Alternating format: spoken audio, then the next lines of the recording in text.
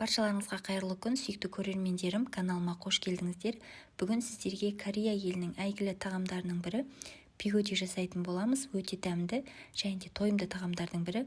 Алдымен жылы суға тұз, құрғақ дрожж салып жақсылап бір араластырып аламыз. Содан соң електен өткізіп дайындап қойған ұнымызды салып, барынша орташа тығыздықтағы қамырды илейміз. Біздің қамырымыз қатты болмау қажет және де өте қатты жұмсақ болып кетпеу қажет. Өте қатты жұмсақ болса, пигодиді түйген кезде ыңғайсыздық тудыруы мүмкін. Сол себепті барынша тығыздау қамырды илеуге тырысыңыздар.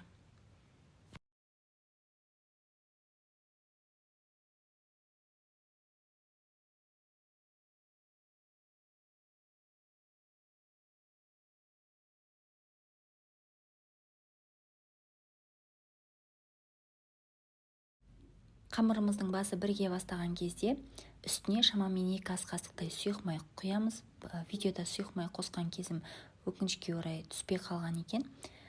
Көріп тұрғандарыңыздай қамырымыз дайын болды. Бетін жауып жылы жерге шамамен 40-45 минутқа қалдырамыз. Сол аралықта қызып тұрған майға тартылған етімізді салып, жақсылап бір араластырып қуырып аламыз. Үстіне туралған пияз, 40 қабат саламыз. Дәміне қарай тұз, қара бұрыш салып, жақсылап араластырып 20 минут аралығында қуырамыз. Мен үнемі салмасын осылай қуырып жасағанды жақсы көремін. Қаласаңыздар қуырмай бірден қамырдың ортасына салып түйіп жасай берсеңіздер болады.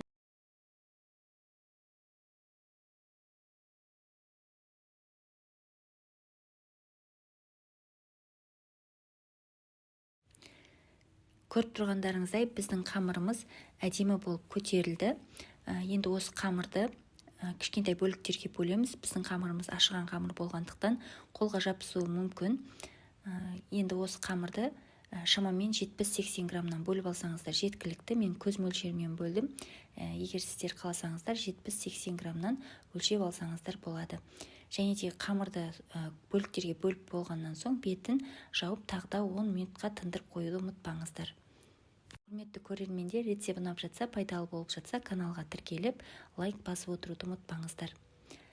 Біздің қамырымыз 10-15 минут тынып тұрғаннан соң ұн сеуіп, орташа қалыңдықта жаямыз. Өте қатты жұқа қылып жаймаңыздар. Және де қамырды жаятын кезде міндетті түрде ұн сеуіп жайыңыздар.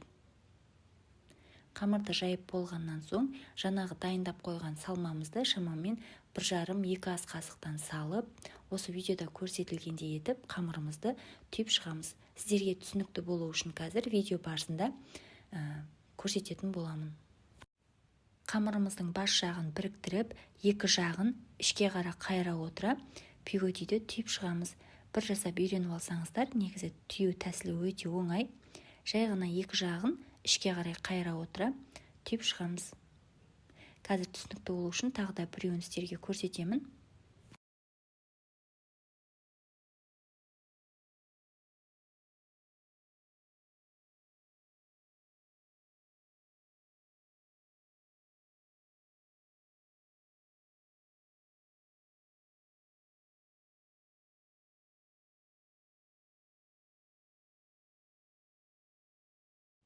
Барлық қамырымызды осылай түйіп болғаннан соң манты қазанның листіне міндетті түрде май жағып саламыз.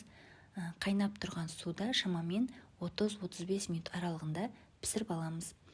Біздің тағам өте дәмді және де тойымды тағамдардың бірі.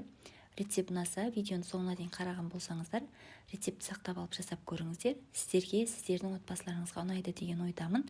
Баршаларыңызға рахмет, ас болсын.